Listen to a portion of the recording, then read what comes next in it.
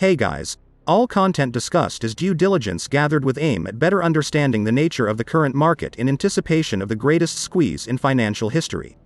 Let's dive in. Today was a rather eventful day.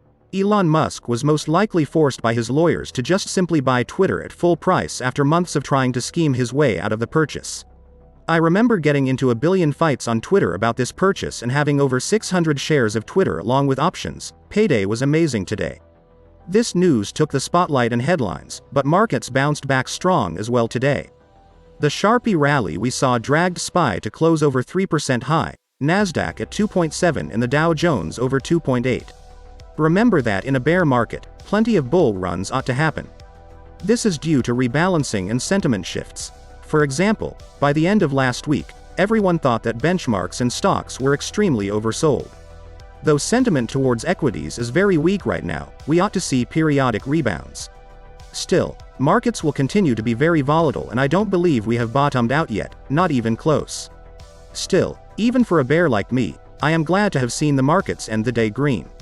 After weeks are pure red non-stop, a little air for bulls was needed. I expect this could continue for the week unless some bad news come out.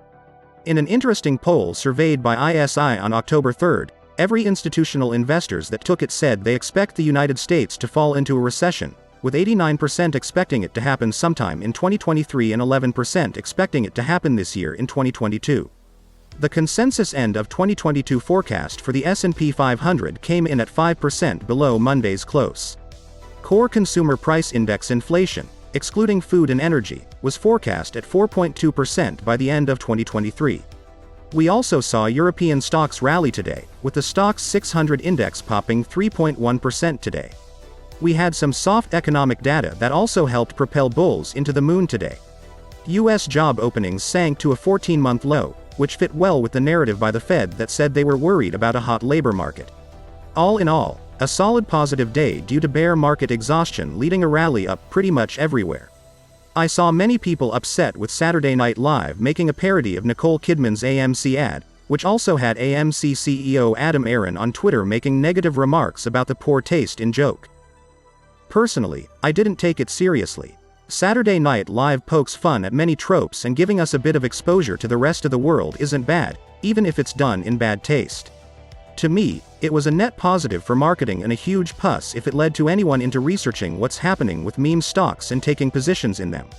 I highly doubt anyone already in AMC or even GameStop will look at the commercial and being persuaded into selling their stock at these market lows, especially if they have been holding for some time.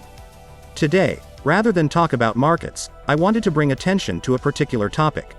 I want to discuss how the wealthy are using loopholes to reap tax benefits while simultaneously delaying giving their money away. This will be a due diligence type of video and I want to credit Noah Buhayar, Sophie Alexander and Ben Steverman for their great job in researching and putting all their discoveries together so that we can make sense of them and understand the inner workings of the very people we seek to demise. There is a small but growing number of wealthy Americans who have discovered a cheat code in the system. They are bypassing the rules designed more than 50 years ago in order to ensure philanthropists stay accountable for the billions of dollars in tax breaks they receive each year. Key to this is the Donor Advised Fund, or DAF for short, which is so flexible that it allows charitable dollars to sit in one of them indefinitely, and so opaque that no one needs to know about it. The surge of assets being funneled into these funds has been sparking concern for a long time, but now a new loophole has been discovered, and it is one that has attracted far less attention. Private foundations are using them to sidestep federal laws designed to make ensure that the wealthy donate money to the needy in timely fashion, not delay the gifts for generations. The workaround involves foundations that rich people set up to manage their philanthropy. These organizations are required to pay out 5% of their assets annually and report each charitable gift to the public. Donor-advised funds satisfy the mandate. These donor-advised funds are postponing their giving though. The investigators I mentioned earlier looked into many billionaires, most famous of them Elon Musk himself, who according to them, built up a $3 billion foundation that met the requirements for moving out money only because he transferred tens of millions of dollars into donor-advised funds in recent years. Millionaires and billionaires around every corner of the country are embracing this new strategy. A Bloomberg News analysis of private foundation tax returns provided the fullest accounting to date of the torrent of money passing through this loophole, as well as who is making the most out of them. At least $4 billion flowed from foundations into large sponsors of donor-advised funds. This gigantic transfer of philanthropic wealth allowed money managers to collect fees on assets intended for charity while letting donors give, or not give at all, in secrecy. According to Bloomberg, in more than 1,000 instances, these foundations fell short of their required payout for the year. If they had paid out exactly what they were supposed to in previous years, closing the loophole could have forced them to push an additional $800 million directly to working charities over the 6 years examined. Donor-advised funds are investment accounts but with a few modifications. People who use them give irrevocable control and ownership to a nonprofit in exchange for charitable tax advantages. The nonprofit organizations that sponsor the funds almost always defer to donors' wishes, imposing no disclosure requirements and no deadlines for disbursing the money to working charities. The flood of assets has infuriated lawmakers, nonprofits, and even some billionaires as well, who call for new rules to unlock more of the almost $1.5 trillion in private foundations and donor-advised funds. The defenders of this scheme, of these funds, say their convenience stimulates more giving. Wealth advisors point out that it takes just a couple of clicks to make a gift because donor-advised funds are very flexible and give accessible vehicles that really democratize charitable giving. Charities lost in the long run if there are more handcuffs on charitable givings, says Elizabeth McGuigan, Senior Director of Policy and Government Affairs at the Philanthropy Roundtable. I wonder how much she pockets from these billionaires to imply that by not enforcing the rules of charity when it comes to charity tax policy, they are somehow making charities get more in return. The logic is completely lost in her statements. In an interesting finding, charitable giving as a share of the economy hasn't budged in decades. After an initial burst of generosity at the start of 2020, donations, including those to donor-advised funds, failed to outpace inflation in 2021. In other words, more of these supposed gifts are getting soaked up by donor-advised funds rather than going directly to the needy 15% of individual giving in 2020. Donor-advised funds paid out grants of $34.7 billion in 2020, which is $13.2 billion short than what the National Philanthropic Trust says they received. That's more than 25% that the rich are pocketing in from being forced to give away to charity. To the surprise of no one, some are letting their funds sit entirely idle. In a study of more than 2,600 donor-advised funds, it was found that the majority of donors paid out less than 5% of assets in 2020. Upon questioning of this, some sponsors have rebuffed calls to release account-level data. This is not a good look for them at all. As the wealth of the richest continues to grow in fewer and fewer pockets, they have lavished their private foundations with cash, stock, real estate, and other property, amassing more than $1.3 trillion for charitable causes. Hedge fund executives were looked at as well, and they all stand out as repeat offenders of this loophole. At least 3 foundations tied to insiders at Renaissance Tech.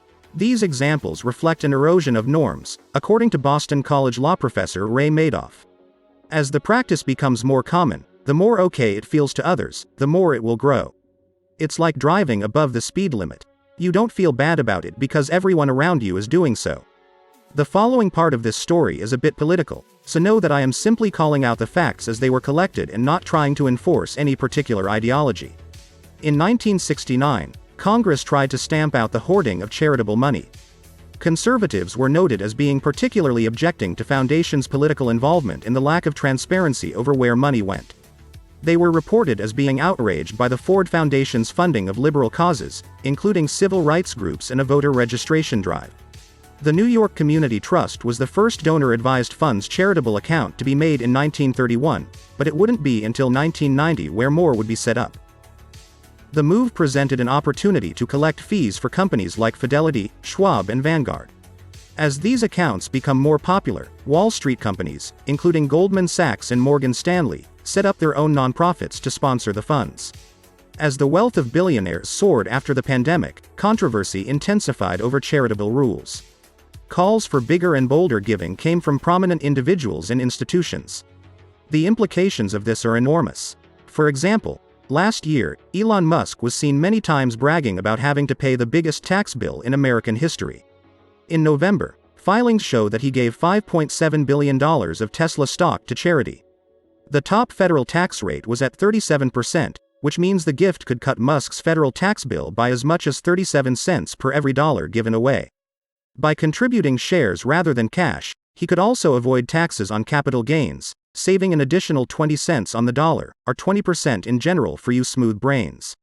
Minimizing the estate tax, a 40% levy on large fortunes at death, brings his total savings to around 74% of his gift. As you guys can see, billionaires bragging about charities and now paying high taxes is nothing but putrid marketing, because according to tax filings, it is clear they are paying much less than they should be. A bipartisan group of lawyers, who are frustrated by the pace of charitable giving, is pushing legislation that includes a 15-year limit on tax-deductible dollars. A Washington crackdown could require a cross-section of the U.S. top 0.1% to change their giving strategies. As you guys can see, the numbers of millionaires and billionaires using these tactics to avoid paying their fair share is growing alarmingly rapid. We need to have more eyes on this topic, because this could seriously cause impediments in our overall economy, as well as further steepen the pace by which the rich hoard up all the wealth and keep it. This current timeline is incredibly saturated with the most vile of character traits. As seen already by the actions taken by agencies and organizations involved in the defrauding of retail investors' money in GameStop and AMC, they are emboldened by their power in the world and will be willing to unearth everything in between to stop the rest of the world from taking back what belonged to them. With this in mind, I hope to have sprinkled some new wrinkles in those smooth heads of yours. Come join me in the Discord linked in the video description. Come hang out and day trade with us. We alert to the best option trades as well as the momentum stock plays of the day. Let me know if you guys liked this segment in particular today, and I hope to see you guys tomorrow. Stay strong, buy the dip and hold to the moon.